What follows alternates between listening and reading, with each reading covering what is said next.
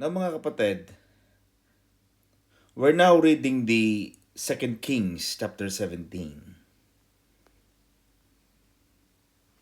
Yung mga kapatid, I was contemplating earlier on. At minsan, mga kapatid, real talk tayo ha. Maganda kasi Sister Alice yung real talk eh. Alam mo yung diretsahan talaga tayo, ano ba talaga yun. Brother Joey, okay lang kumain ka dyan, Brother Joey ha, huwag kang huminto. Masarap yung pagkain mo dyan, go ahead kapatid. Na sinasabi namin, sana all kapatid. Thank you po, Pastor. Tapos na po. Okay lang kapatid, walang problema. Tayo mga kapatid ay nagba-Bible study lang naman online and okay lang yan na kumain-kain tayo. Now, alam mo masakit mga kapatid. Tayo ay mag-real talk dito. Ang masakit, Brother Jeff, alam mo sa isang tao na lang, huwag na natin pag-usapan ng Diyos, Brother Jeff. Mapapansin mo, Sister Alice, na paulit-ulit na sinasabi ng Diyos, paulit-ulit niyang pinapaalala sa mga Israelite. Oops, tandaan nyo ha, ako ang naglabas sa inyo sa Ehipto. God always reminds them of what God has done. Pinapaulit-ulit ng Panginoon, ako ang naglabas sa inyo sa Ehipto ha. Biruin mo, almost 430 years. 4 na siglo. 430 years, Sister Alice. It's a long time for them to be enslaved by the Egyptians.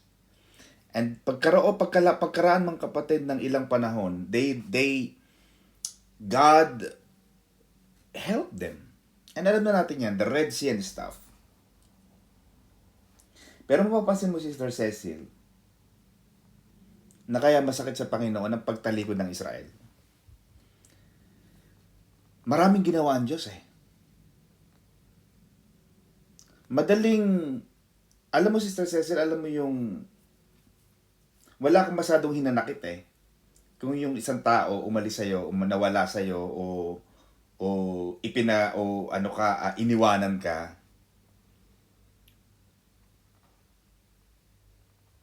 Pero wala ka namang nagawa sa kanya.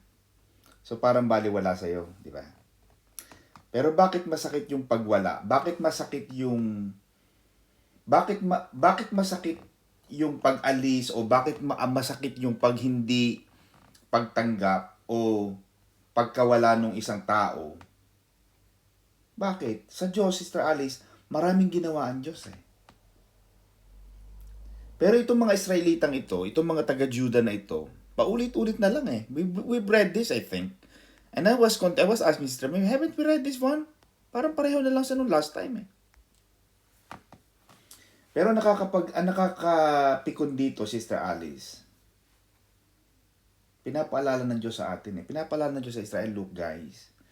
Tandaan nyo ako ang naglabas sa inyo sa Ehipto. Tandaan nyo ang dami-dami kong ginawa. Tandaan nyo ang dami kong mga salot na pinapunta sa Egypt niya. Kasi hindi sila palabasin ng Egypt eh. The Egypt was very strong. Hindi kayo pwedeng lumabas. Hindi namin kayo palalaya. So, ang dami mga salot, di ba? Yung mga plagues na pinadala ng Panginoon, kung ano-ano. Hanggang sa namatay na yung mga unang mga firstborn child ng mga Egyptians.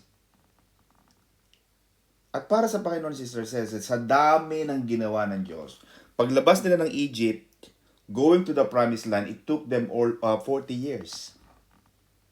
Nagpadala pa ang Panginoon ng mana, nagpadala pa ang Panginoon ng mga quails, nagpadala pa ang Panginoon ng pillar of cloud during the day, pillar of night during the night, pillar of fire during the night rather. Ang daming ginawa ng Diyos eh. Kaya mapapansin mo, Sister Alice, bakit lagi sinasabi ng Panginoon, huwag niyong kalimutan na ako naglabas sa inyo sa Ehipto. Why? Because God wants the Israelites to remember the goodness of God. Kaya masakit sa Diyos na nagkakamali sila eh. Masakit sa Diyos, Sister Christy, na nagkakamali, o hindi naman nagkakamali, tao nagkakamali eh, pero hindi yung pagkakamali ng Brother Jay eh. They're not making a mistake. Kaya makikita mo, ang mistake, Sister Christy, is like an error, an intentional error. Iba yung mistake, iba yung sumablay. Iba yung sumala. Pero talagang gusto mong sumute, pero sumala. Pero ginagawa ng Israelites, Sister Christy, hindi mistake eh. Intentional sin. Yun ang mahirap. Ang mahirap sa ginagawa ng Israelites is yung alam mo magagalit ang Diyos, Sister Alice eh. Alam na nila eh. Buti sana kung di sinabi ng Diyos eh. Pero God made it clear at sinasabi ng ating chapter for tonight na nakipag-ugnayan na ang Diyos, nakipag-usap na ang Diyos, itong gagawin nyo. Huwag kayong sumamba sa ibang mga Diyos-Diyosan. Pero alam mo, Sister Mariby, kaya masakit sa Diyos? Kasi ang daming nagawa ng Diyos sa Israelita. Ang dami. Buti sana kung wala eh. Buti sana kung alam mo yung humihingi lang ang Diyos ng pangunawa o nakikiusap lang ang Diyos na gawin ng isang bagay pero wala naman siyang ibinigay. Pero hindi eh. Maraming ginawa ang Diyos eh. At yun ang masakit sa Diyos.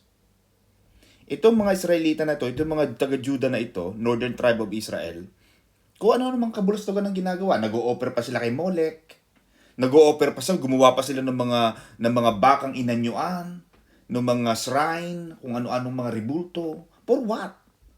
Ang sabi ng Panginoon, ano bang ginawa ng mga yan sa inyo? Ano ang ginawa ni Molech sa inyo para paglingkuran nyo siya ng ganyan? Di ba wala?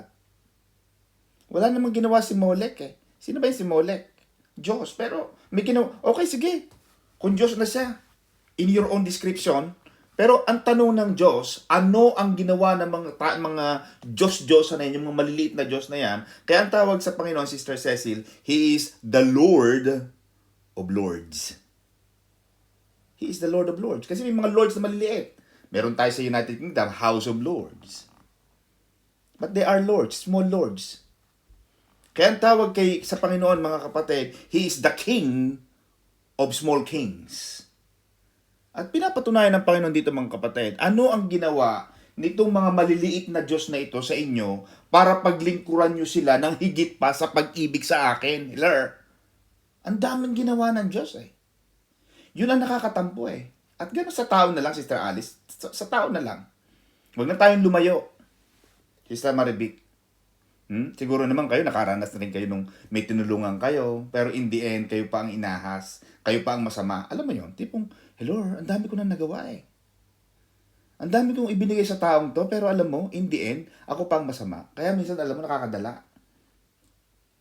Ayan, may mga nagla-like. Oops.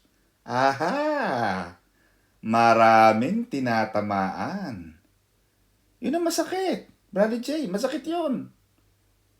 Diba? Yung alam mong halos na lang pakainin mo sa palad mo, pati yung isusubo, ibinigay mo pa sa kanila, tapos eventually, ikaw pa masama, Lord. Ang sakit ng tao pa lang tayo nun ha. Imagine mo na lang ang Diyos. Ang daming ginawa. Ibinigay niya ng lahat. Pinalabas sila sa Egypt. Biro mo hanggang sa ginalaw na ng Diyos yung puso ng paraon na dapat hindi ginagalaw ng Diyos yon. Panginoon, sorry ha. Ano lang po ito? Teaching lang po. Pero alam ng Diyos yon. Hindi niya pwedeng galawin ang puso. Kaya yung kanta natin, Sister Ami na Change My Heart, O God, hindi ako agree dun eh. Bakit? Change my heart, O God. Magandang kanta siya, Brother J eh. Pero actually, hindi siya tama. Bakit? Ang tanging makakapagbago ng puso mo, Sister Alice, ikaw lang, hindi Diyos. Kayang baguhin ng Diyos ang puso mo. Pero pag ginalaw na ng Diyos ang puso mo at ginawa na ng Diyos ang gusto niya para sa'yo, na wala ka ng kakayahang magdesisyon, then God is touching the very core, the power of choice. Yun nga ang ayaw galawin ng Diyos ng Panginoon eh. Ayaw ng Diyos gawin yun eh. Kaya siya naglagay ng puno sa gitna ng paraiso para yun ang power of choice, yun ang kakayahan mong pumili. O sige, pumili ka, yan ba, kamatayan o buhay? Pero ginalaw ng Diyos yun eh, yung puso ni Paraon. Di ba si Paraon gusto na nga siyang palayasin? Pinalabas na yung mga Israelita. Sige na, lumabas na kayo. Mga peste kayo, lumabas na kayo, kadamatay ng mga tao dito. Sige na. Pero alam mo ginawa ng Diyos? Nung lumabas na yung mga Israelita, tinatch ng Diyos yung puso ng Paraon. Of course, alam natin, Diyos yan eh. Kaya niyang gawin kung gusto niya. Pero alam natin, kung talagang magiging tayo, yung talagang nasa Bible tayo, yung talagang bookish tayo, Dapat hindi. Kasi pinalabas na sila ng paraon eh. Mabait na nga ang paraon eh. Ang ginawa ng Diyos, pinatigas pa niya ang puso ng paraon para mas maging dramatic, cinematic ang istorya. Ang daming ginawa na. Pinasarapan niya eh, Sister Maribik. Kumbaga sa kaldereta, lalo pa niyang pinaanghang, lalo pa niyang pinasarap. Ganun ang Diyos. Kaya nagtatampo ang Diyos. Sobrang sakit ng Diyos. Anong ginawa ng mga Diyos-Diyosa na yan? Para magkaganyan kayo sa kanila. Anong ginawa nila para iwanan niyo ako? Yun ang Diyos. Kaya sabi ng Panginoon, siloso siya. Kasi ginawa na ng Diyos lahat eh. Alam mo yun? Yung ginawa mo ng lahat, marami tayong ganyan. Huwag na tayong lumabas sa ating iglesia. Magtapatan na tayo rito mga kapatid. Tayo mag-real talk. O sige, real talk. Marami tayong ganyan. Pero, ang sabi ng Panginoon, Brother Jay, bagamat may mga tao na talagang, hindi naman natin sinasabing masama sila. Siyempre, hindi natin alam lahat ang reason eh. May sinasabi silang reason, but actually, tama ba yung reason na sinasabi nila sa'yo? Is that the truth? Nothing but the truth, so help you God. Hindi naman eh. They can tell you some story, but they will not tell you the whole story. At yun ang masakit sa Diyos. Eh tayo nga nasasaktan eh. Diba? Diyos pa kaya? Yun ang masakit sa Diyos.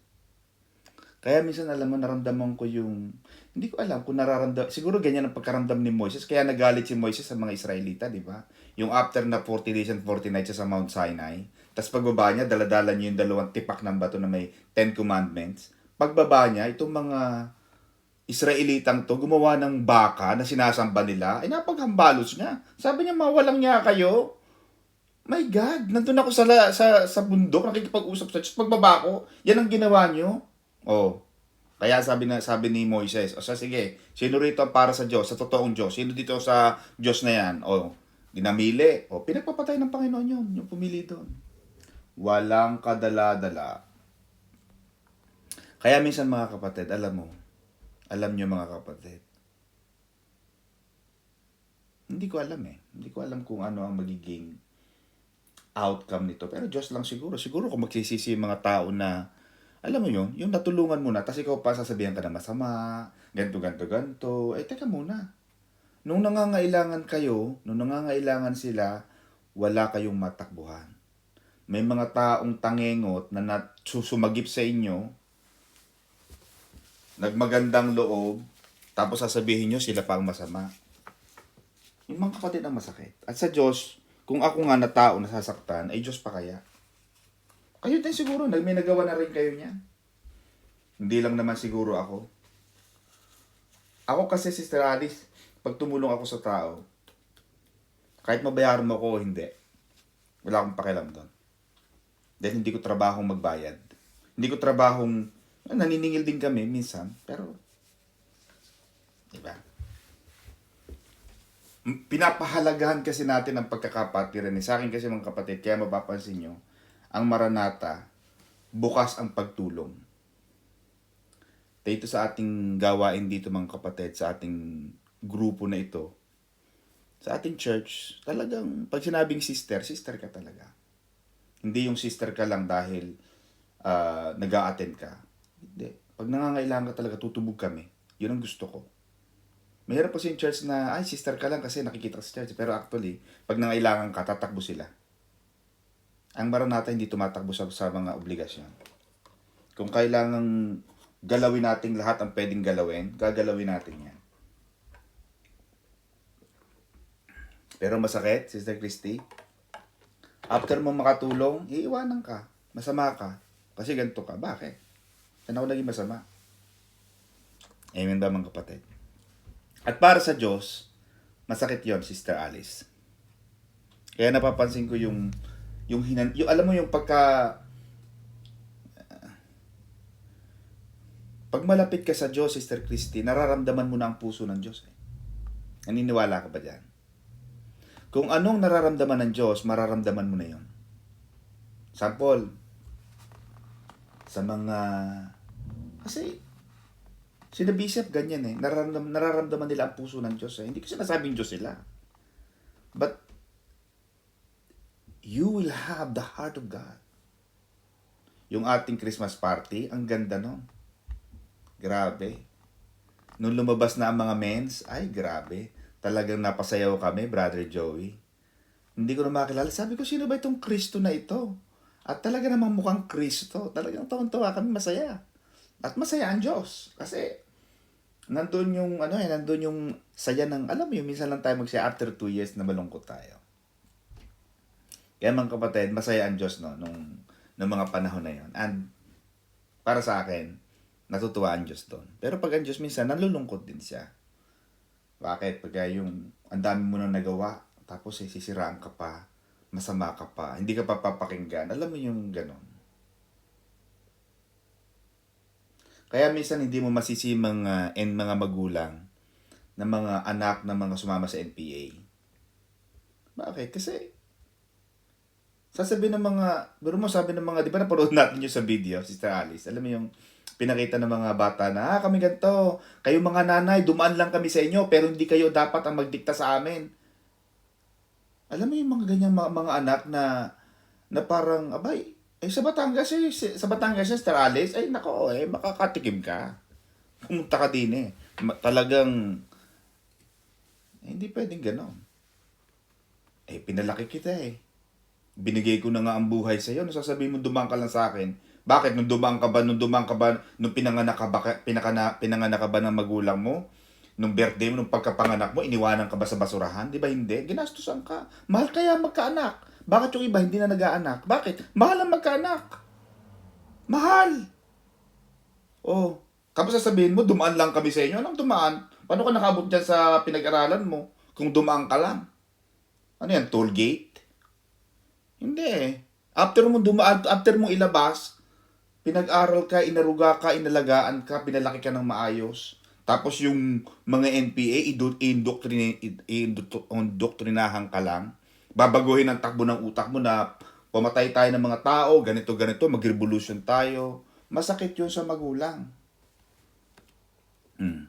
Sa Diyos pa kaya? Kaya mga kapatid, minsan, kayo din mga kapatid, at ito, hindi ko sinasabing tayo ay magsasama-sama habang buhay. Hindi naman lagi talagang ganon. Talagang may mga nangyayari na hindi natin inaasahan. Pero, kung aalis man kayo, at ayaw kong umalis kayo ha, pero kung aalis man kayo, wag na kayong manira. Ang iba kasi aalis, may maninira. Bakit? Ano bang pag sa paninira mo ba gaganda ka? Just because you are stepping down or stepping down to others or minamasama mo sila or you're putting others down doesn't mean you're gonna go up. Tandaan mo na may mga taong kumalinga at sumalo sa'yo nung ikaw ay nangangailangan. Mahalaga yun. Mahalaga sa tao yung Sister Alice. Kaya ang Panginoon, sobrang sakit dito. Paulit-ulit na lang ang Diyos eh. Kaya siguro kung nakinig lang si Moises, na gumawa na lang ang Diyos ng panibagong tao. Kasi gusto nang gumawa ng Panginoon ng panibagong tao, yung bagong lahi ng tao. Di sana wala nang ganito sakit ng ulo. Kasi minsan mas maganda pa magsimula ka from clean slate. Alam mo, Sister Cecily, magsimula ka ng clean canvas, mas maganda magsimula ka ng ganon. Huwag ka nang magsimula doon sa reretokuhin mo pa. Maganda, demolish mo na yung building na yan. Gawa ka ng panibago. Hindi maganda. Walang daga, walang ipis. Pero hindi sa pagmamahal ni Moises sa Israelita, Panginoon, ano lang sasabihin ng mga kaharian sa mga dinaanan namin? Na dinala mo kami dito sa ilang, sa disyerto, para patayin lang kami dito? Panginoon, wag. Nag-isip ang Diyos. Pero kaya nang gawin ng Diyos ang mga bagong tao di ba? Kaya, sa sobrang pagmamahal ng Diyos, tinulungan pa rin ng mga Israelita. Oo, gumagamit siya ng mga tao. Tama ang sabi ni Brother Johnny. Itong mga taga-Assyria na to, minsan kasi kahit yung mga kalaban, ginagamit ng Diyos para i-execute yung judgment ng Diyos. Para magkaroon ng proper execution. Para maganap yung husga, yung hatol. Kasi mahirap yung judge na naghahatol tapos hindi naman na-execute. Dapat may enforcement of judgment. Kasi pagka may judge, may hahatol ka nga, may judgment ka, tapos hindi mo naman siya kayang i-execute, talagang ilapat, sasabihin ng mga tao, wala naman, hindi naman totoo yan eh. Oo nga, may judgment, pero hindi naman yan ipinapatupad. Kaya maraming mga Pilipino, batugan, o kaya hindi nakikinig sa batas, kasi maraming mga batas nakalagay sa mga lugar na, bawal umihi dito, 5,000 ang multa. Di ba? Basta maribig, nakakita ka na ng ganong pakaratula. 10,000 na magtatapon ng basura dito. May nahuli na ba? Wala. Pero kailangan may gawin. Kaya nung sinasabi ng Panginoon, sige, kailangan yun ng example, sige. Eto na yan. Kaya ginagamit ng Panginoon yung kalaban para maunawaan din ng mga Israelita na to na, oo, totoo pala yung sinabi ng Diyos. Pinapakain na ng Panginoon sa leon. Di ba? Para makita ng mga tao, talaga pala may namamatay. Sige na, makinig tayo sa Diyos. Kaya minsan makikita mo Sister Alice, at alam ko Sister Alice ang very concerned dyan na bakit parang matapang ang Diyos Pero kung titingnan mo Sister Alice, kung hindi ipapakain ng Diyos ang mga tao sa leon, hindi sila matatakot. Kasi wala kang example Ang tao kasi pag nakikita nilang may nangyayari, totoo. Di ba? Sa Pilipinas, bakit doon bakit yung mga TNT doon, yung mga sa Pilipinas, may nahuhuli ba? Wala. May nakilala ka bang TNT hinuli? Meron din siguro. May mga hawak akong Nigerian na mga TNT sa Pilipinas. Pero hindi naman hinuhuli, pinapauwi lang. Minsan nababayaran pa. Kaya, hindi kinatatakutan ang batas. Pero mga kapatid, para katakutan ng Diyos, kailangan may execute ang batas ng Diyos. At ginagamit minsan ng Panginoon ng mga kalaban para maunawaan ng mga Israelita na mali sila. Na mga kapatid, sa chapter 17, verse 5 to 6. The king of Assyria took Samaria. Samaria is part of Israel or part of the kingdom, the northern kingdom. Or Samaria is part of, magkahiwalay kasi yan Basta ang Samaria yan ay kasama din sa mga pinili ng Diyos. The king of Assyria took Samaria and carried Israel away to Assyria. Kasi natalo ng mga Assyrians ang mga Israelita. So ang ginawa ng mga Assyrians, mga kapatid, ginawa nilang alipin ang mga Israelita, yung mga talented, at ginawa namang katulong yung mga hindi talented. At tatanungin mo nito si Sister Alice, where is God? Where was God? Was God unable to help them, to save them? Of course not. God is able to help them. But because they had forsaken God and ignored, pinabayaan nila ang Diyos, binaliwala nila ang utos ng Diyos, yung pagkukorek ng Diyos, nasawa na ang Diyos. Nag-stop na ang Panginoon, tumigil na ang Panginoon sa pagtulong sa kanila, sa pag-protect sa kanila, at hinayaan na lang ng Diyos na mabulok sila hanggang sa malaman nila, ganito pala, balik na lang ako sa Diyos. The prodigal son, Sister Maribik, is one of the classic story. Bakit hinayaan ng ama? Hindi hinahanap ng ama. Hindi pinahanap. Kasi mayaman siya. Dapat pahanap niya sana yon. Pahanap niya siguro sa NBI o sa FBI. Pahanap niya. Madali makita. Mayaman siya Pero hindi hinanap ng ama, yung anak. The father allowed the prodigal son to be in the lowest state of his life. For him to come to that realization that I am this very despair. I'm eating the food for the pigs. At minsan yung mga baboy pa nga noon, Sister Alice, ay mas masarap ang kinakain sa kanya.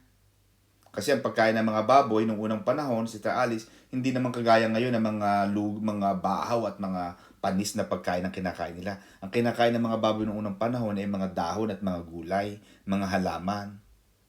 Kaya ito lalaking to, sabi niya, mabuti pa itong baboy na to, mas masarap ang kinakain sa akin. Di ba? Kaya dumating sa lalaking ito, sa libughang anak na, mas maganda pa siguro bumalik ako sa tatay ko. At least yung tatay ko may mga katulong sa sarap ng kinakain nila, balik na lang ako. But the moral story there, Sister Alice, is this. God will sometimes allow us or allow disobedient people to experience the pain, to experience the bitterness, to experience defeat, for them to realize that without God, they can't do anything. Hindi sila magtatagumpay kung wala ang Diyos. At ito ang ginawa ng Panginoon. Tumigil lang ang Panginoon. Sa pagtulong sa kanila, hinayaan nilang mabulok sila. Hinayaan nilang nandun sila pinakamababa. Kasi ayaw nyo naman ang tulong ko eh. Hindi naman kayo nakikinig eh. Sige, dyan na lang kayo. Naiinis din ang Diyos. Diba? At yun mga kapatid ang ayaw kong mangyari sa atin na at nawa ay huwag tayong maging dahilan para yung mga taong mababait. Ito mga kapatid, diretsahan tayo ha, Sister Maribig. Huwag tayong maging dahilan na yung mga taong mababait, matulungin, talagang open arms kang tatanggapin, ay mawala ng ganang tumulong sa iba dahil lang sa atin. Alam mo yun? Ay, hindi. Tumulong na rin ako sa mga Pilipino. Alam mo, dami ko ng tulungan pero wala namang bumabalik, wala namang nagpapasalamat. Ako pa ang masama. Ako pa ang, pag umalis, ako pa ang kawawa. Kaya gusto ko yung mga bisita, Sister Alice, na alam mo yung mga bisita na pag pumunta sa bahay, tapos kakain, sila pa maghuhugas. Gusto ko yung ganun. Sana ganun din ako. Kaya lang, nung pumunta ako na Sister Maribig, hindi niya hinayaan ako maghugas ng pinggan doon eh. Pero alam mo, yung moral lesson doon, Sister Maribig, yung pag umalis ka sa buhay ng tao, mamimiss ka ng taong yun. Gusto ko yung ganun eh. Sister Chris, yung pag nawala ka sa buhay niya, ay, mamimiss ka niya. Ay, mamimiss ko siya, no? Guy, kung nandito lang si Christine, dito magkakaganito eh. Kasi alam ko, mamalama siya eh, matulungin siya eh. Hindi sa papayag eh. Di ba? Hindi yung pag umalis ka sa buhay ng taong yun, tuwan-tuwa sila, nagpa-party. Buti na lang umalis ka. Sister Cecil, natatawa ka. Totoo yun eh.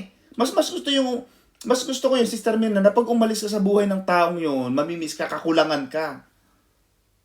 Oh, hindi yung halos ipag-celebrate, halos ilagay sa Facebook, salamat sa magpapatotoo pa sa church. Umalis ka sa buhay niya. Amen ba mga kapatid?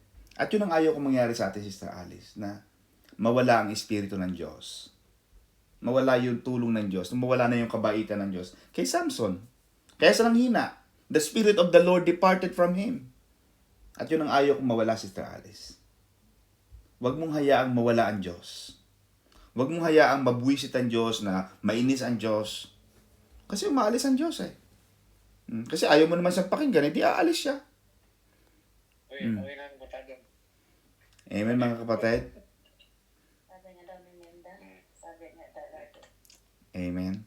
So, huwag nating hayaan mga kapatid na magtampo ang Diyos sa atin. Ito ang ginawa ng Panginoon sa Israelita. Yung mga taga-Assyria, ginawa silang alila. At yun ang mahirap sa principle ng Panginoon, Sister Alice. Yung judgment ng Panginoon. Ang mahirap kasi sa judgment.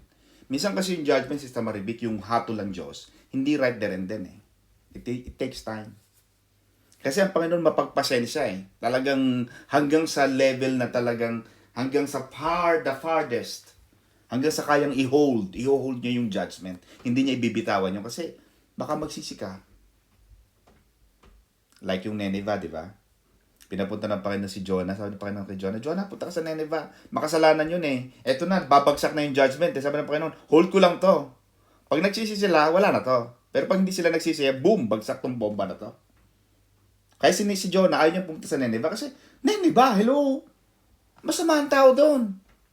Parang alam mo yung taga-Tondo, magangarap ka sa mga taga-Tondo. Parang gano'n. Maribig, mangarap ka sa Tondo. Ha? Tondo? Ba't naman dito? Ba't di dala Makati o kaya Forbes Park? At least mga social ang tao doon. Ba't sa Tondo pa ako dinala? Eh, doon ka pinapadala ng Panginoon eh, sa mga tirador, sa mga paltik at may mga baril. O, si Jonah, gano'n nangyari sa kanya. Ayaw niyang pumunta sa Nineveh kasi ang Nineveh, ang mga tao sa Nineveh is masasamang tao. Panginoon, walang kwenta yan. Walang pag-asa Patayin mo na yan, Panginoon. Huwag ka na, pababain mo na yung judgment dyan. Sabi ng Panginoon, hindi. Hold ko muna. Baka mamaya magsisi sila eh. Nagsisi nga ang taga Nineveh. Hindi hinold ng Panginoon. Hindi niya binagsak. Pero kaya niyang patayin yung Nineveh na eh. Sa isang bagsakan, parang Sodoma at Gomorrah. Pero yun ang judgment ng Panginoon, Sister Alice. Minsan, matagal siya ang dumating. Hinuhold ng Panginoon. Pero pag dumating siya, at ibinagsak ng Panginoon yung judgment na yon, very humiliating. Nakakahiya. Kahiya-hiya. Kaya ayoko yun. Kaya tama yung ating tama yung ating adhikain, tama yung ating advocacy sa isang Kristiyano. Kailangan habang may panahong magsisi. Habang panahong mag-turn back ka pa sa Panginoon, bumalik ka na. Kung kailangan humingi ng tawad, nagkamali, humingi ka na ng tawad, gawin mo na yung dapat mong gawin, ituwid mo na ang landas mo, ituwid mo na ang daan mo, itama mo na ang ginagawa mo. Otherwise, pag dumating pa yung judgment ng Diyos, mas lalo nakakahiya. Ayun ang ayaw ko. Ngayon pa lang, nagsisisi na ako.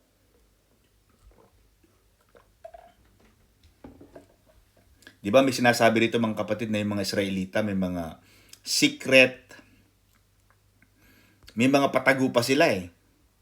The children of Israel secretly did against the Lord their God things that were not right. Verse 9 to 12. Akala kasi ng mga Israelita, Sister Christy, may mga secret na hindi nakikita ng Diyos. How can you hide from God?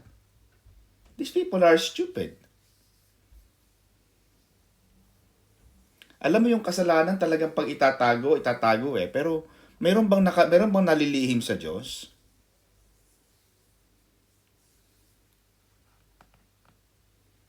Meron ka bang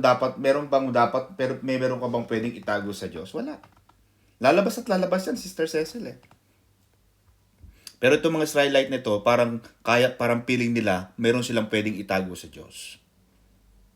Yet the Lord testified against Israel and against Judah by all His prophets. So nagpadala ng Panginoon ng mga propeta. Nagpadala ng Panginoon ng mga pastor. Magsisi na kayo sa mga kasalanan nyo. Kayong mga makasalanan kayo, mga Israelita kayo, kayo masasama. Magsisi kayo. Nagpadala ang Panginoon ng mga propeta. Para ipangaral, paalalahanan. Pero marami sa atin, yung mga nangangaral sa mga street ngayon, Sister Maribik, meron ba nakikinig? Wala naman. Meron ba nakikinig? Kayo mga makasalanan. Yung mga nangangaral sa bus, hindi naman kayo nakikinig. Mas gusto nyo pang makinig sa manood ng mga video sa... Mga kapatid, magtapatan tayo. Sister Maribik, nakarinig ka na ng ganyan nung may nangangaral sa bus? Ikaw ba, nakinig ka ba dyan sa bus? Ba't hindi? Because you don't care. You think that what they are teaching are rubbish. Bagamat hindi natin tinotolerate o hindi ako agree doon sa panghihingi, pero iset aside natin yun, Sister Alice. Kasi panghihingi, baka wala silang pamasahe. Siyempre, kailangan din nila maghanap buhay. Pero ang pinapangaral nila ay pagsisisi. Mahalaga yun. Pero itong mga Israelita na to, nevertheless, they would not hear. Diba? Matigas ang ulo. Kaya lalo silang nagkakasala. Lalo silang lumulubog sa kasalanan. Kaya ang Panginoon, Sister Alice, magpapadala mo ng Panginoon ng warning shot. Warning ha, ito, kumbaga sa sakit. Cecil, naninigarilyo ka, sige, makakaramdam ka ng sakit sa dibdib. Warning shot, first warning. Hindi ka tumigil, sabi ng doktor, tumigil ka na sa paninigarilyo mo, tumigil ka na sa pag-iinom mo, tumigil ka na sa paghihit-hit mo ng marijuana. Hindi ka tumigil, second warning, sasakit na uli, sasakit hanggang sa sumakit na sumakit. Hanggang sa yung warning na yon, maging kamatayan na ng tao. Kaya hindi naman agad namamatay ang tao eh. May warning ang Diyos eh. Ganyan ang pagmamahal ng Diyos sa atin. Binibigyan tayo ng warning. Babala. Kaya sa babala pa lang, makinig ka. Bakit, Sister Maribik? Yung ating mga nararamdamang sakit, babala ng Diyos yun. May naramdaman mga sakit ng batok. Ang iba kasi bibili lang ng, alam mo Sister Mirna, meron kaming ganito eh. Maraming Pilipino pala, sikat na sikat ito. Yung kating ko, naku, ang daming gumagamit pala nito, Brother Johnny. Itong kating kong ito, ang daming gamit. Ha? Stop pain. Stop itch. Kahit may sakit ang batok, naku, kating ko, nasaan ang kating ko? Wala na yung kating ko. May makate, ang dami, hindi lang sa kate. Pati sa mga pananakit ng mga batok. At pananakit ng mga bulsa. Pwede mo rin itong ilagay, mga kapatid. Sisa. Di ba? Maraming gamit itong kating ko na to. Pero Sister Mirna, ang kating ko ay hindi gamot sa lahat. Hindi sa generika. Hindi sa general medicine sa lahat. Pagka may naramdaman kang sakit sa dibdib, may nakikita ka lang tumutubong kung ano-ano dyan, mga balat dyan, na tuyo, na makate, magpatingin na. Warning na siya. Oh, di ba? Warning na siya. Ibig sabihin, meron ng sinasabi ang Diyos. Yung ating mga nararamdaman, yan ay salita ng Diyos. Sister Alice. Ay, masakit na tong kanang kamay ko. Bakit kaya? Kasi naman, wala ka nang ginawa. Nakahiga ka na eh. Wala ka pang ginawa. Kundi pumindot ng pumindot. Nakatingala ka tapos wala ka nang ginawa. Ay nangalay ka na. Amen ba?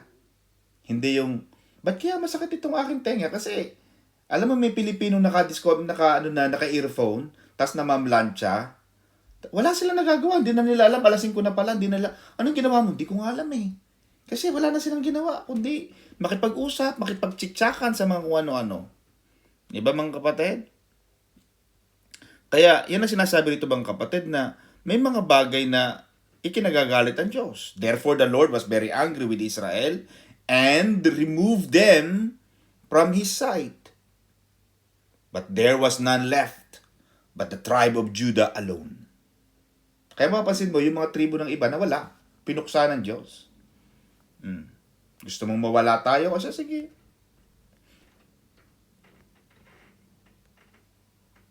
Ang Diyos kasi hindi nagpipilit, hindi namimilit eh. Ay, gusto mo talaga yan ha? Sige. Mamamatay ka, matatanggal ka. But Judah did not keep the commandments of the Lord, but walked in the statutes of Israel which they made. Pero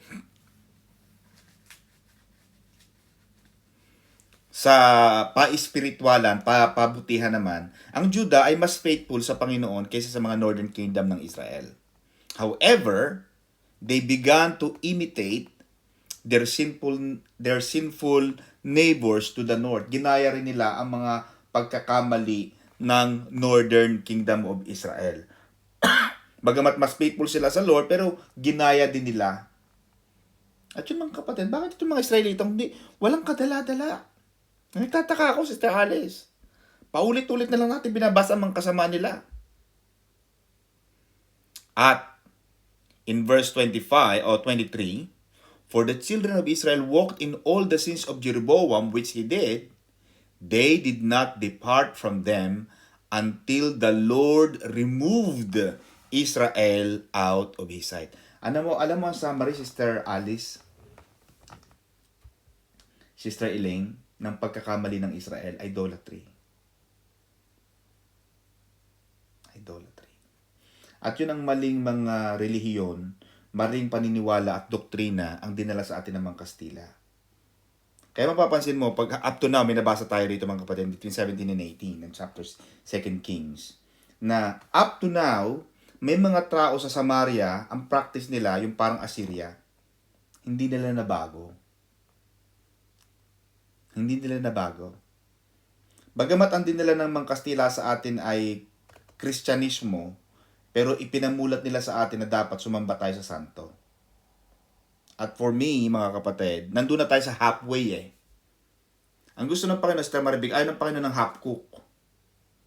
Alam mo ba sa Batangas, Sister Alice, pagka sinabing lutong Macau, ay half cook, parang half-half, parang, alam mo yun, parang inasal, parang hindi maganda. Sumunod ka na, dapat sumunod ka na, wag mo nang haluan. Amen ba mga kapatid? Yun ang summary ng kanilang mga pagkakamali. They worship the true God in a false way. They worship the true God in a false way. And then began to also worship false gods. Kaya mga kapatid, ito, real talk tayo. Huwag kayong magagalit kay Pastor Don. May nababalitaan ako na nag-a-attend sa...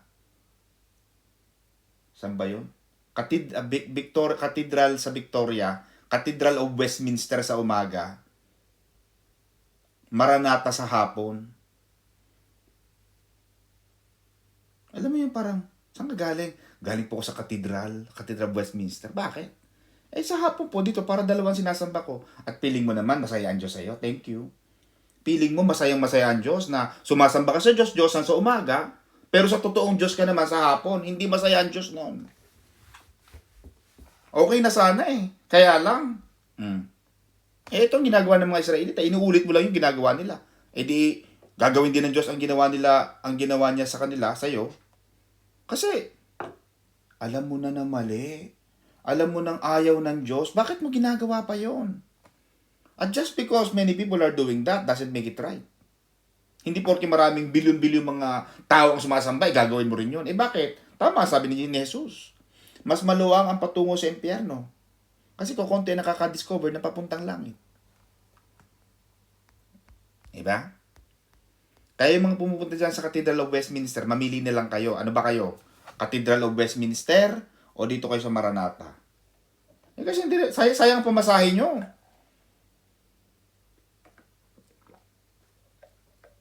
Isa lang. Sister Elaine, ano sabi ni Joshua? Choose this day. Who will you serve? Mamili kayo ngayong araw na to. Sino ang paglilingkuran nyo? Sino ang pipiliin nyo? Itong Diyos na ito, itong mga Diyos-Diyosa na ito, o itong totoong Diyos na si Yahweh? Pero ang sabi ni Joshua, but as for me and my house, we will serve the true and the living God. Doon ka lang sa totoo. Huwag mo nang damihan, kasi hindi rin masaya ang Diyos. Dapat yun lang. Huwag mo nang pakadamihan. They feared the Lord. Sabi rito mga kapatid, sa verse 27 to 33, they feared the Lord. Natakot sila sa Diyos, Sister Alice. Kasi pag hindi sila sumunod, kakainin sila ng leon eh. Di ba? They feared the Lord, but they also served their own gods. Yun. Yung nasa Cathedral of Westminster sa umaga, Maranatha sa hapon. Eh di pinag-combine, naglilingkod ka sa mga Diyos-Diyosa, naglilingkod ka rin sa totoong Diyos. Kasi ang Maranatha, naglilingkod sa totoong Diyos yan. Wala tayong santo, wala tayong santa. Isa lang. Para hindi ka nalilito. Huwag mo nang kantahin, Sister Mene, yung kinakanta ni Ariel Rivera. Sana dalawa ang puso ko.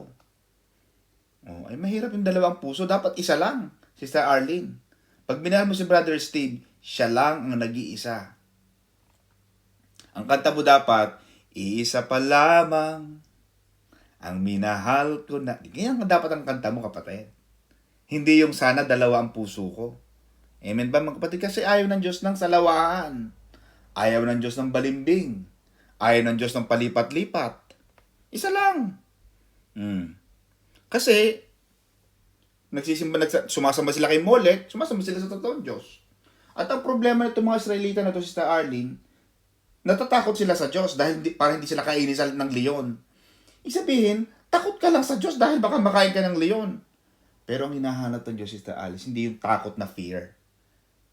Ang hinahanap ng Panginoon, Sister Alice, yung reverend. Yung pagpapakababa na may takot sa Diyos, hindi takot sa Diyos. Alam mo, iba yung may takot, iba yung may galang. Yung galang na yun, Sister Alice, yung takot na yung may takot sa Diyos, yung tinatawag na fear of the Lord, yung sinasabing, the fear of the Lord is the beginning of wisdom. Hindi yung fear na fear, hindi yung takot, hindi yung afraid.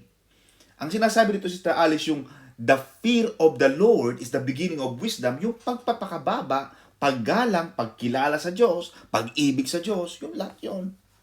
Yun ang hinahanap ng Diyos. Hindi yung takot sa Diyos. Ang hinahanap ng Diyos yung may takot, may pag-ibig sa Diyos, may pagkilala sa Diyos. Yun ang gusto ng Panginoon. Hindi yung pakitang tao lang. Amen ba mga kapatid? a-attend sa Maranatha. Pero talaga namang pagka naman nandun sa ano, naku, doon pa rin sa ganun. Oh. Di ba mga kapatid? Ano pa ang sabi mga kapatid dito? Ayun nga, may mga, up to now, may mga gumagawa pa rin ng mga, sa Samaria, may gumagawa pa rin ng mga ritual na kinagisnan na pinromote ng mga taga-Assyria. At sa Pilipinas, ganun. Hanggang ngayon, hindi natututo ang tao. Ayaw ng Panginoon ng hindi natututo. Maganda, bungkalin mo talaga, hanapin mo talaga. Ano ba talaga ang pananampalataya mo? Saan ka ba talaga pupunta? Ano ba talaga ang paniniwala mo? Totoo ba yung pininiwalaan mo o naniniwala ka lang dahil yan lang ang kinagisnan mo? Paano kung ang kinagisnan mo ay mali? Paano kung ang kinagisnan mo ay hindi tama? Dapat saliksikin mo. But the Lord your God, you shall fear. Sabi ng Panginoon dito. Nagkaroon siya ng kasunduan. The Lord your God, you shall fear, and He will deliver you from the hand of all your enemies. Yan ang pangako ng Diyos, Sister Cynthia eh. Pag natakot ka sa Diyos, ililigtas ka ng Panginoon sa iyo mga kaaway.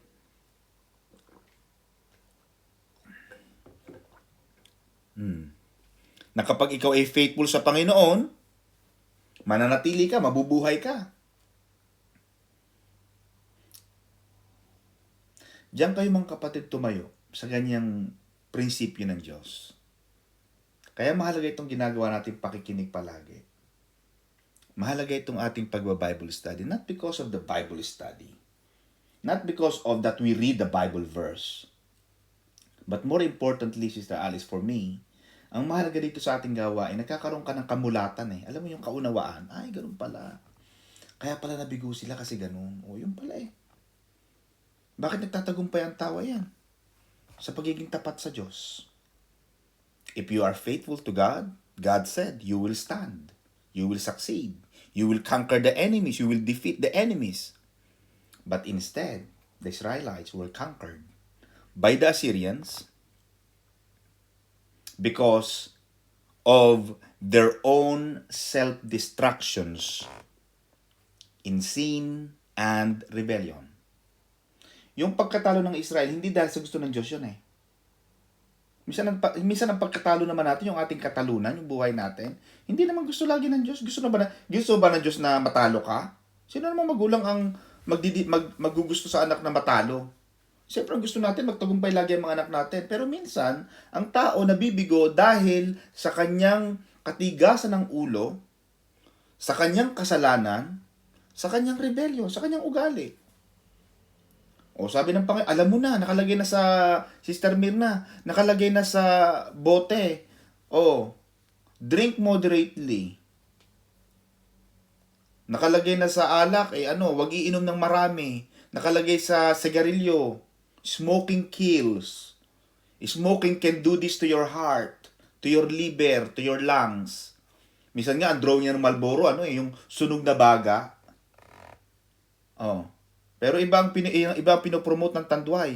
Ang pinopromote ng Tanduay, magagandang babae, sexy, yung mga artista magagandang naka-bikini, parang good times. Pero hindi naman laging good times ang inuman. Minsan nauuwi sa patayan, saksakan, barilan. Oh. Tapos isisihin mo ba ang Diyos? Hindi. Self-destruction yan. Ang gusto ng Diyos, sumunod ka. Alam mo ang batas eh. Ito, wag kang ganito ang gagawin mo. Pag sumunod ka sa akin, tatagumpay ka. Di sumunod na lang tayo sa Diyos. Kaya maraming tao ang nagtatagumpay, Sister Alice, because they follow the structure. May structure ang buhay. Don't reinvent. Kasi sinabi na ng Panginoon yan eh. Ito ang gagawin mo. Magtrabaho ka, magsikap ka. Maging mabuti ka sa amo mo. Pagpapalain ka ng amo mo. Pupromote ka ng amo mo. O, dadagdagan ang sweldo mo ng amo mo. I-increase niya ang sweldo mo, mapopromote ka, bibigyan ka pa ng mga kung ano-ano pang libre. Ang iba pa, mga free ticket. Iba pa, free lunch. Ang iba pa, free ganon. Kung ano-ano. And then, pag ayaw mo na dun sa employer mo, lumipat ka na, makakalipat ka sa mas magandang employer. Ganon din sa may mga business. May structure ang buhay eh. Pero pagka ang structure natin sa pagpapatakbo ng negosyo, pagtatrabaho ay iniba natin, sinamahan natin ng sama, sinamahan natin ng pandaraya, hindi tayo tatagumpay. Kasi nakalagay naman yun eh. Kailan naman nagtagumpay ang madadaya? Kailan naman nagtagumpay ang mga manloloko? Mabubunyag at mabubunyag. Kaya ang isang Kristiyano, mga kapatid, matuto tayo. Sa ating paghahanap buhay, galingan. Huwag yung naghihintay lang ng alas 5, ng alas 6. Matapos na lang. Talagang pag pinagtrabaho, ay talagang sulit ang sweldo. 15 pounds per hour ka eh. Ay dapat talaga kumakain ka ng apoy. Nagtumutulay ka talaga sa alambre. Dapat talaga nagmamakarena ka. Alam mo yung Sister Mirna, yung ibang tao hindi. Ay madam, my friend is earning 10 pounds o 15 pounds. Why do I earn 7 pounds, 10 pounds? I should be earning the same. Ay, oo nga. Sa trabaho nun, magaling. Yung ibang trabaho mo, kaya mo bang pantayin ang quality ng workmanship ng tao na yan? Di ba hindi? Kung hindi, bumaba ka muna. Pakita mo muna magaling ka. Yun ang batas eh. Batas yun ng Diyos. Batas yun sa trabaho. Kahit wala ang amo, Sister Mirna, nagtatrabaho. Hindi yung pag nandiyan ng amo, parang pawis na pawis. Meron pang sprayer. Psst, psst, psst. Ini-spray ng noo para pag nakita naman, Maricel, you are sweating a lot. You must be working hard. Thank you so much. Alam mo, may mga taong ganon. Naalala ko si Chris Aquino nung in-interview siya eh. Sabi niya, ay Chris, bakit lagi kang umiiyak? Paano mo nagawang umiiyak? Naku, nagdadala po ako ng IMO. Alam mo, Sister Maribig, yung IMO, yung mga IMO ng yung mga pinapatak. Kaya pala sa naiiyak sa mga pelikula, Sister Arlene, pagka daw mga lonely, may background na, I'm Mr. Lonely. Na, kakat mo na yung cut! Sabi ng director, sige, maglagay ka na ng IMO. Pum, pum, pum, pum. Tapos sa camera ulit. Okay, camera, action! Umiyak na si Chris. Parang akala mo naman nanonood ng mga teleserye ng mga Pilipinong nakamulaga sa TV. Ang galing naman ni Chris Aquino, umiiyak. Nag-IMO lang yon. Kaya ang mga artista maraming daya.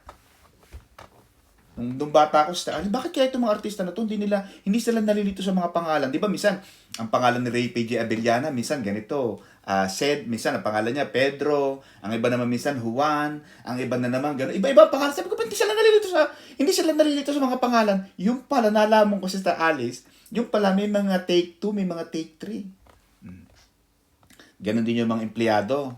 Minsan, may dalang spray, ini-spray ng noo para magmukhang pawisan. Minsan, i-spray ng likod para mukhang pawisan, hindi naman pinagpapawisan. Paano ka naman pagpapawisan? Wala kang ginawa kundi mag-Facebook. Wala kang ginawa para lagi ka nasa social media. Ay, sino ba niloloko natin? Hindi natin pwede loko. Mga kapatid, may batas ang buhay eh. Bakit yung ibang mga career pinopromote? Itong, yan si ganito si Johnny, yan. Ako, magaling talaga mag-alaga yan. Kahit sino nagsusulat yung mga tao nagsusulat, hindi, magaling talaga, nakikita ko yan eh. Minsan, dinadala ko si Mr. So-and-so, nakikita ko talaga magaling mag-alaga. Bakit? Ang buhay kasi, Sister Alice, susunod yan eh.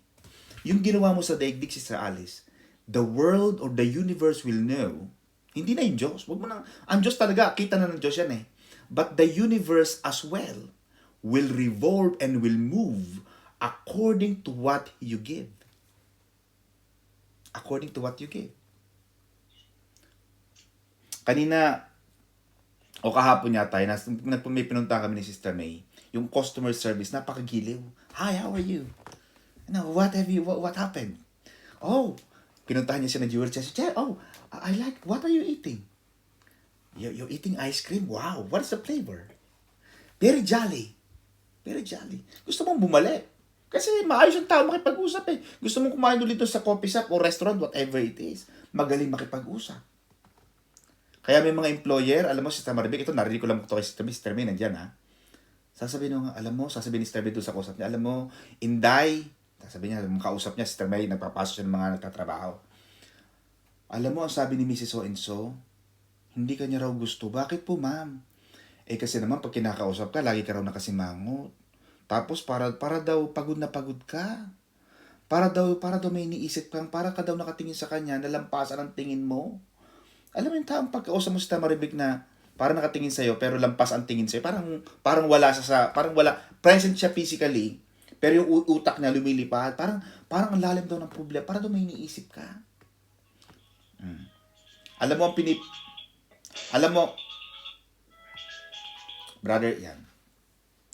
Alam mo, maganda si mga kapatid, pag kayo nagpapa-interview, sample, ito ay buhay ang pinag-uusapan natin, Sister Mirna, ha? Kasi ang buhay, may batas ang buhay eh. There's a law of life. There's a law of work. Pag in-interview ka, dapat alisto ka. Hi ma'am, how are you? Bait-baitan mo naman. Kahit masungit kang tao, ay magbait-baitan. Paano ka makukuha? Hindi ka magustuhan ng employer. Pag may kausap ka, madam, how are you? Pag may nakitang bata, bulabulin mo yung bata, hawak-hawakan mo. Hindi nag-a-apply kang nani, titingnan mo lang ang bata, wala kang pakialam. Hindi. Ipakita mo na kaagad, bago na interview, hawakan mo na kaagad ang bata. Hi, how are you? I like your toy. What's the name of your toy? Ganon. Mag-aalaga ka ng aso, hawakan mo na agad ng aso. Anong interview? Ano to? Q&A portion? Beauty pageant? Gawa mo na agad ng bata, go! Yun na yun eh. That's an interview already. Oh, pag nakita ng tama, tatatawa si Stan Lorraine. Pag nakita ng employer na, hindi pa nag-i-interview. Banding na ganitong nani at saka yung anak ko. Hindi. Walang interview. Oh, May, I like this person because look, my daughter likes her. Anong interview? Wala na. Wala na mga calling ng mga previous employer. Ito na yun eh. Gusto na siya ng anak ko. Oh, mag-aalaga ka ng matanda. Puntahan mo na agad ang matanda. Tulak mo ka agad. Huwag mo may tulak sa kung saan mga kapatid. Tulak mo muna yung wheelchair. Ito mga kapatid. Hawakan mo na. Ma'am, sir, how are you? Yeah, my name is ganito. Ako si ganito. You know, I want to care for you. You know? I'm a good carer. I will look after you. Yeah? Okay, ganun. Kasi minsan ang interview, madaya, Brother J. Di ba? Yung mga beauty pageant, anong gagawin mo if you have 10 million? Anong gagawin mo sa 10 million? Siyempre, madaling bumembento ng sagot. Kasi future yung tanong. Ang magandang tanong, Sister Quick, kung ako nasa beauty pageant, ang tanong ko ito, ano na ang nagawa mo doon sa perang natanggap mo? Dapat, ano ang nagawa? In the history. Nakaraan, ano nangyari na sa perang nahawakan mo? Meron na ba? Sa employer, gano'n. Sa employer, sample, mag-aalaga ka ng matanda. O kaya nag-a-apply kang housekeeper. Nakapag-housekeeping ka na ba? Meron ka na bang ganitong trabaho before? Ano ang ginawa mo doon? Hindi ma'am, marami akong nagawa. Ganto-ganto, nagluto ako ng ganito. Marunong ka ba magluto ng Arabic food? Marunong ka ba magluto ng French food? Yes ma'am, I can do that. If you give, I'm a good cook. If I can read the menu, I can easily do that. Ganon. At saka mga kapatid, maging live tayo. Hindi yung pupunta ka sa employer, pagod na pagod, parang pagal na pagal. Walang kukuha sa inyo. Tapos ang mahal-mahal pa ng inyong per hour. 15 pounds. Mga kapatid. Talo nyo pang abogado, mga kapatid. Ako ang kita kong baba lang. Minsan nga, wala pa akong bayan. Amen ba, mga kapatid? Pero may ganun ang buhay. At ang tao, mga kapatid, ang ginawa ng mga Israelita rito, last 2 minutes, Brother Jay, self-destruction. Ikaw rin tama ang kanta ni Anal. Alam mo yung mga 1980s, Sister Maribig, yung Ana Luna, tama, may guhit ang palad eh. Ikaw ang guguhit ng palad mo, Sister Mirna. Hindi ang Diyos. Ikaw, binigyan ka ng Panginoon ng kakayahan. Ito na, ang buhay. Nasa sa'yo yan. Anong gagawin mo dyan sa gulong ng palad? Paano mo pagugulungin yan? Distraction ba ang gagawin mo? O gusto makikinig ka sa Diyos? O, di galingan mo na ang trabaho mo. Lalo na ngayon, nakikinig ka sa ganitong mga teachings, mga ganitong mga Bible studies. Kahit pa paano, may nababago ka pa konti-konti. Nag-i-improve pa konti-konti. Ay, narinig ko ganito. Kailangan maging mabait ako, maging mabait. Alam mo, maganda yung mabait. Hindi ko sinasabing mabait na binabasahan, ha? Yung hindi ka na, yung kahit na sampal-sampalin ka, hindi, iba yun. Ayoko ng ganun. Pero alam mo yung Sister Ari, yung mabait na masarap pakisamahan. Magaling makisama sa amo. Kaya mo naman pagbigyan, konting hiling lang naman na, can you do this? Can you extend for 1 hour? Or can you work like this? O sige, kung kaya mo. Huwag yung matapang sa amo. Huwag yung palasagot sa amo. Amen ba? Kaya, Mga kapatid, yan ang ating tinuturo ngayon na para magtagumpay tayo, una dyan is yung katapatan sa Diyos. Ganon din sa buhay, sa ating employer, katapatan sa ating mga employer, katapatan sa ating pamilya, sa lahat ng bagay. Katapatan sa paglilingkod, mahalaga yan. At sabi ng Panginoon sa Maribig, if you are faithful to God, if you are faithful to their covenant with God, kasi may covenant yan eh. Yung Sister Alice, yung kasunduan. Kung ikaw ay tapat sa kasunduan sa Diyos, ang sabi ng Panginoon, you will stand. You will succeed. You will conquer the enemies. But again, ulitin natin, itong mga Israelita na ito, nagkaroon sila ng self-destruction because of their sin, of their rebellion. Nagrebelde sila sa Diyos. Hindi ka pwede magrebelde sa Diyos dahil ang batas ng Diyos, Sister Maribig, established na yan. Hindi mo na pwedeng baguhin. Batas yan ng Diyos. Sumunod ka na lang. Huwag mo nang questionin bakit may ganyang batas, bakit may ganyang batas. Yan, pakialam natin, sumunod ka na lang. Wala kang magagawa, batas yan eh. Hindi ka exempted. Amen ba mga kapatid? So mga kapatid, yun lang ang gusto